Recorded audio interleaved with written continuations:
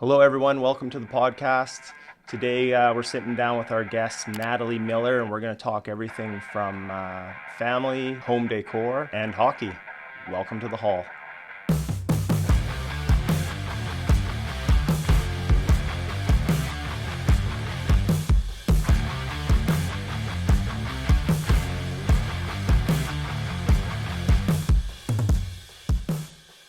Welcome to the podcast. Thanks for having me. Yeah, thanks for coming in. Yeah.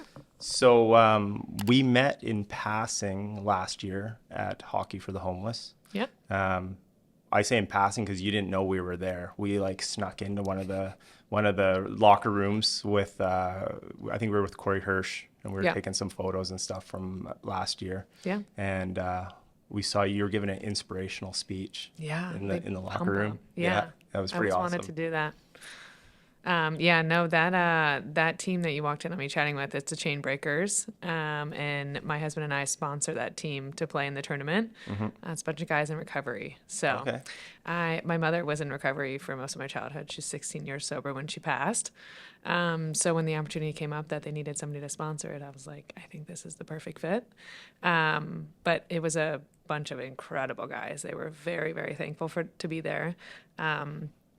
And they played great. It was so much fun. And we're doing it again this year. That's awesome. Yeah. So we're going to get back to that for sure. Okay.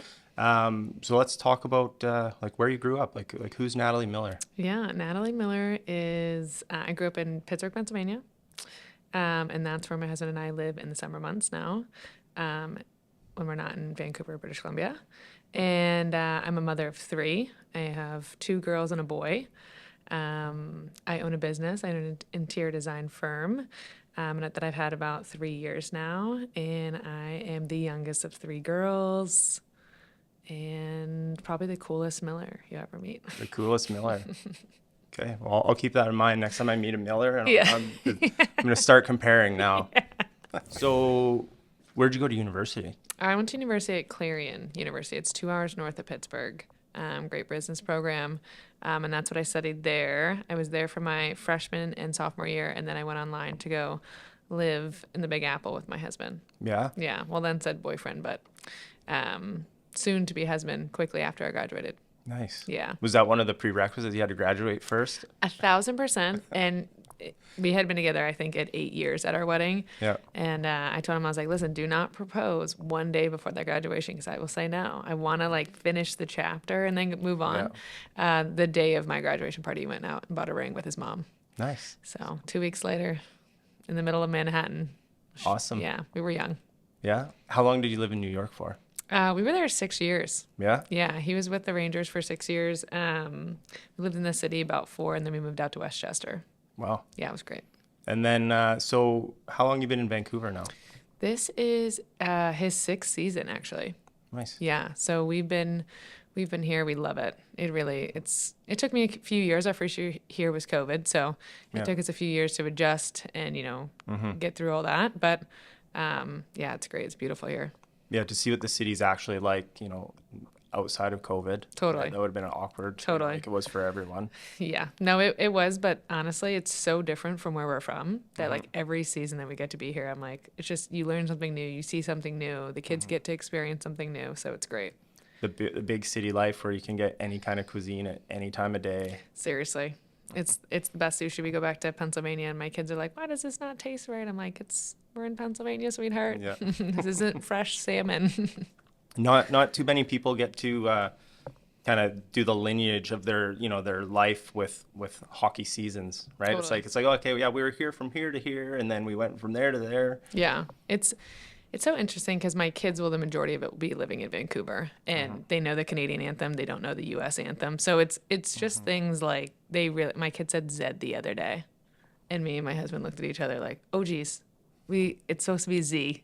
Oh no, and it was just like a full circle moment of like, they actually get to grow up here and do their childhood here. But then, when his career is done, like we'll go back and be with family and like they'll get the best of both worlds, and it's not forever. Yeah, it's just for now. Yeah. And what a great place to be. Totally. Obviously, I live here, so maybe I'm biased, but yeah, no, it's really great. There's something to be. You were talking about your guys' place in Pennsylvania, like there's something to be said about the country. Like You slow it down for a little bit. Our lives here are go, go, go, go, go. It's literally a sprint for like 10 months, and then we go home for a couple months, and it's great to be with family. Yeah, you look forward to that time, like after the season, you can just relax. And I'm sure the relax doesn't last for long because it's still training, it's still all of these things, right? But Yeah. whatever outside of having another game to go to, kind of thing. Totally. Before I moved back to BC, I lived in southern Alberta, and it has that kind of rural. Like I lived in the country, it was flat. The mountains, you could see the mountains in this, and it's a different beauty, right? It's obviously there's something to be said about the ocean and the mountains and where we live here, but it's definitely different. Yeah. So your business, so you go to university, you get your business degree, and did you always know what kind of business you wanted to have, or did you just know you wanted to work for yourself? No, honestly, I really didn't know what I was going to do after university because I knew I was going to go live with him. I mean, I already was living with him before I graduated. So his mom owned an IT firm, and I called her a week after I graduated, sat in New York for a week and had a lot of fun, but I was like, okay, but all my friends are going out and getting jobs. Like I just can't sit here and do nothing. So she's like, listen, I have an IT firm. Like, you can do my marketing, recruiting, branding. And she'd had the business for a while, but never like formally branded it. And there's just, she hires project managers, program managers, all of that. Yeah. So I did every single role inside of that company and branded it and learned so much about the ins and outs of a business and learned so much from her. And then I went on, we got married and then had a bunch of kids back to back. And after a couple years of having those kids, we had built a home in Tampa that we quickly sold 9 months later when he was traded. And then we went to Pittsburgh for the off season, built a home there. So I kind of got a couple builds under my belt, and that's like really my niche is the building and the renovating. And that experience there, like I just loved it. I loved the whole process. I was energized after 10 to 12-hour design days, and it was a great experience. So that's really like during COVID when everything slowed down. My husband took a finance course, which I think is hilarious. And I took an interior design course. And halfway through the course, I'm like, I love this so much. Like, this is great. Shot it up on Instagram. Was like, if anybody wants their space design, like, let me know. 13 projects later, pro bono. My husband was like, excuse me, you're working full-time but not making any money. I'm like, okay, got it. So I branded, and I've been booked for 3 years since. Nice. Yeah. Yeah, that's the difference between a hobby and a business. Is making income. Totally. And an interior design business is extremely expensive to maintain. There's a lot of big programs that you have to even render and do all of that. There's a lot of courses. There's markets that you need to go to. So it is definitely an interesting business to run. I love it. I love just as much the design as I do the business. I really love to I'm expanding now. It's great. There's a lot of people don't probably realize when you built a few homes, so you picked out the decor, you picked out, there's more to it than just obviously the furniture, right? It's Totally. the design, architecture, and the colors. And 100%. Prior to me being in the union and being a pipe fitter, I worked in home building and I worked as a project manager, and we would build custom rural kind of acreage homes. Yep. Beautiful homes, but some people's tastes and they, so I could see the smile. You put out the stuff. They're like, I want that and I want that. And my friend has this, so I want this. Yeah. And you're like, I'm like me as like a blue collar, trade. I'm like, no, that doesn't go together. Right. Yeah. But they don't see it, right? And so it's your job to kind of walk them through that process. So at the end, they don't walk into their new house and go, what the heck did I do, right? No, 100%. And it's a lot of the time when we're building, the homes that I'm building they're large. So it's a long process. It's phased out. And we're doing furniture in the middle of the building process because, if you want a sectional, you need a living room this big. So there's a lot of detail that goes into it. And then you're dealing with a husband, you're dealing with a wife, and you're dealing with two different styles that you have to try to blend together. So that's what I've been really good at. My husband and I luckily have very similar styles. So he's like, do your thing. But it is I love the creativity and I love the challenge. And I really love to create. You really have to be intimate with your clients because you're like, well, when you wake up in the morning, who's going to the bathroom? You know what I mean? It's who needs to be closer to the bathroom? It's so interesting to learn about my clients and really make it functional for them. It's funny, those little nuances that people maybe don't think about. That's what really make it then Totally. what it is, right? Yeah. It's I did a reno for my friend, and we put a touchless urinal in his bathroom. We did this full thing. He was sitting there. He's like, I want to do this. I'm like, yeah, well, we can do that. Yeah. And then he's like, all I want is a big rain shower for the shower. I said, well, how's your wife gonna like shave in the shower? Or Yeah. where you got to have a wand. And he's like, oh, I never thought of that. Yeah. And it's like just these little things that people don't think about. It's the little details. It's mainly, but I always say my clients always have really good taste. Obviously, they hired me. But they always have good taste. It's pulling it all together and making it cohesive. Because it's also like one thing when you're looking at a room and you're like, I want this floor and this tile and it looks beautiful, but does it flow with the rest of the house? And does it make it feel like home? It really is an art. I would never grow up as a creative child, so I was never into art. Wasn't really into it. I loved, HGTV, but who doesn't? Yeah. But when we built those 2 homes, my husband was like, listen, I never give you any suggestions, but you are really good at that. Yeah. So why don't you try it? You watch the HGTV and you're like, there's no way they did that in that time. No. I do know how production works, so I'm literally like, okay, I see how they cut it, and then but it's so interesting to watch. It's inspiring. There's some really good shows out there. You're like, that paint's still wet. You notice no one's leaning against the wall. Yeah, no, nobody touched the handles. They're not actually screwed on. Yeah. So obviously you got your business going. Business is going good. Yeah. Probably as much as you want to do or as little as you want to do. For sure, Probably. yeah. I have to be realistic. With the 3 kids, the moving in the back and forth, I have to be realistic of I can't take on a huge gut reno in Pennsylvania. Just got one last week, and I was like, I unfortunately have to turn it down. It's a great problem to have because I will go back to Pennsylvania and I can take on all those projects eventually and create the network of it. But I have to be mindful of being a young mom to 3. Yeah, there'll always be another house to reno. Totally. When we spoke, I don't know, it was a couple weeks ago, we had a Zoom meeting, and I don't know where you were sitting, but I could see in the background you had your whiteboard, and I could see all your tasks listed. And I'm like, oh my gosh, she's pretty busy. Yeah. No, it is. It's so funny, that whiteboard. Every time my husband walks in, he goes, "This room just overwhelms me immediately." I'm like, yeah, but if I don't write it down, it's not getting done. So. Yeah, I saw it. I'm like, I feel like I should be helping. There's a lot of stuff on that list.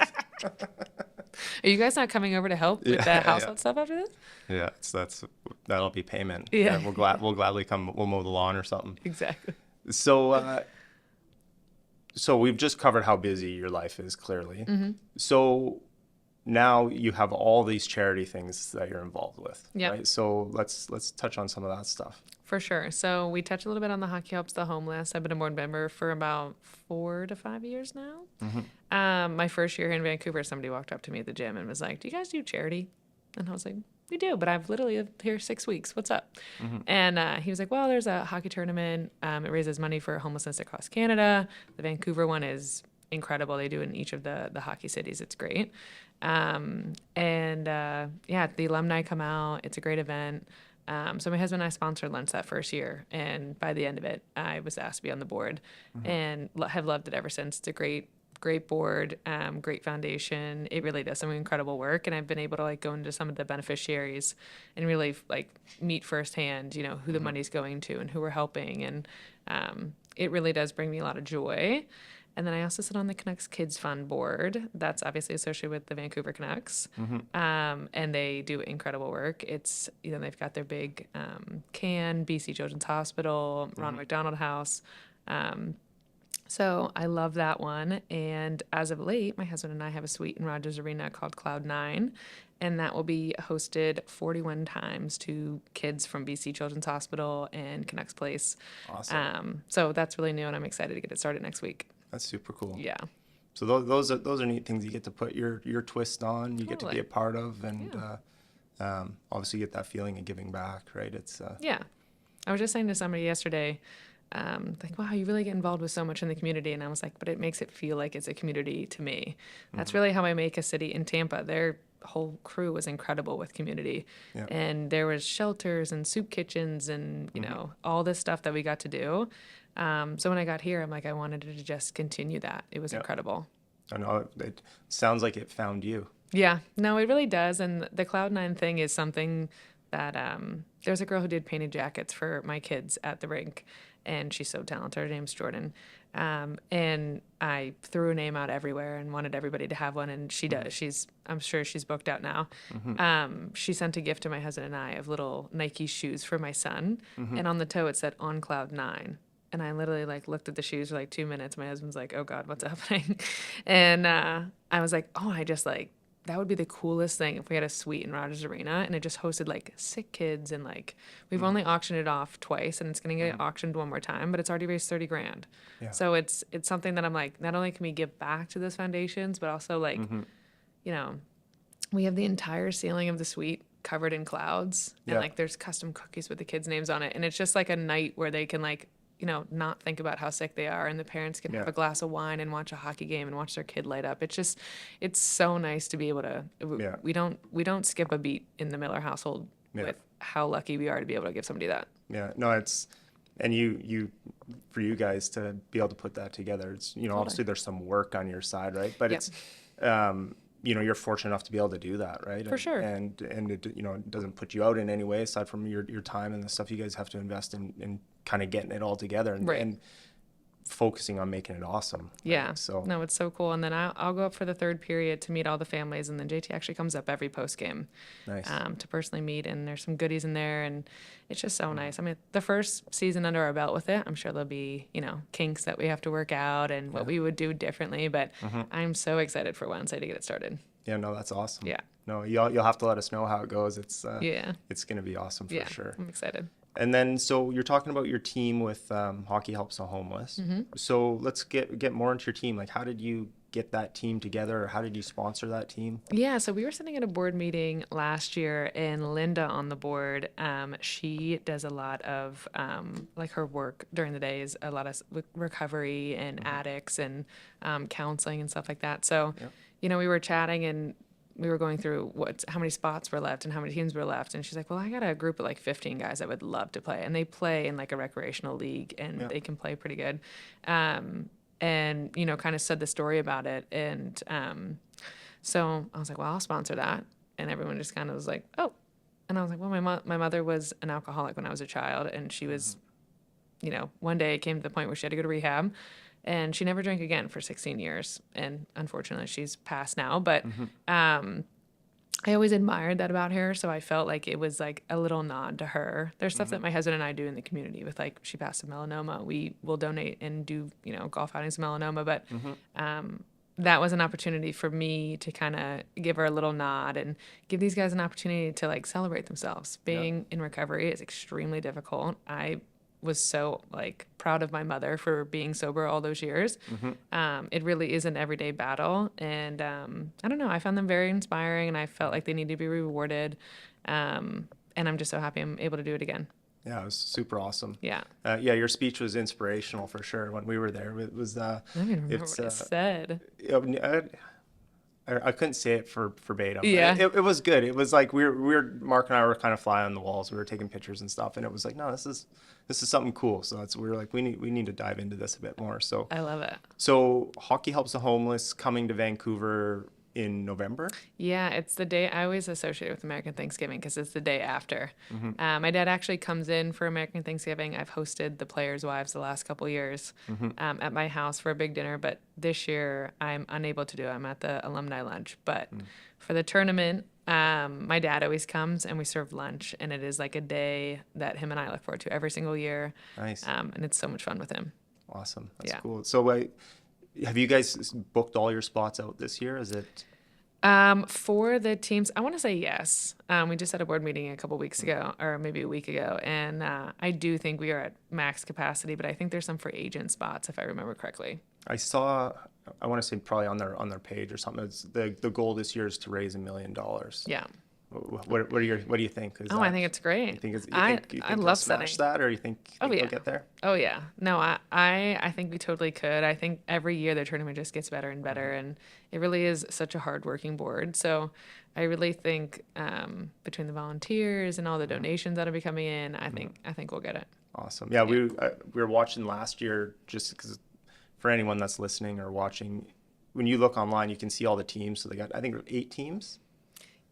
Yes. 6 or 8, something like that. Yes. Somewhere around there. Yeah. We won't hold you to that. But they so it shows the team name, shows the roster, and it shows the, you know, NHL alumni that are kind of associated to each team, but then also shows how much they've raised. Yeah. So there's the competition on the ice, but the competition starts before that. Oh, you know, yeah. where the teams are like, oh, we've raised this much, or, you know, and so Totally. so it's you know, what better competition than to raise money for the homeless. For sure. And after the tournament that day, we actually have like a dinner that night to do like awards and celebrating and stuff. And last year, one of the board members was like, hey, where's your dad at? And I was like, oh, he's over there chatting with one of the alumni. He went over and they were chatting for a bit. I didn't ask my dad after what they were talking about. But later that night, we were giving out awards. And my dad stood up in front of the entire room and went to the podium. And I was like, I swear he's only had one glass of scotch. I'm not like and my dad's outgoing. He's an Italian. I don't like he will walk up to anyone and anybody. So when he went up to the podium, I was like, oh geez, like let's get the old man off.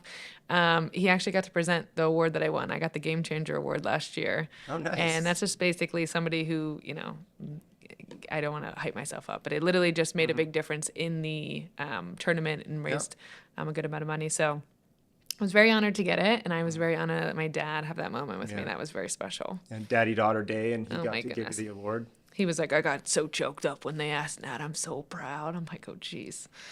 But it was funny. My face, the board still talks about my face when my dad like stood up in front of everybody, and I was like, why does he have the mic?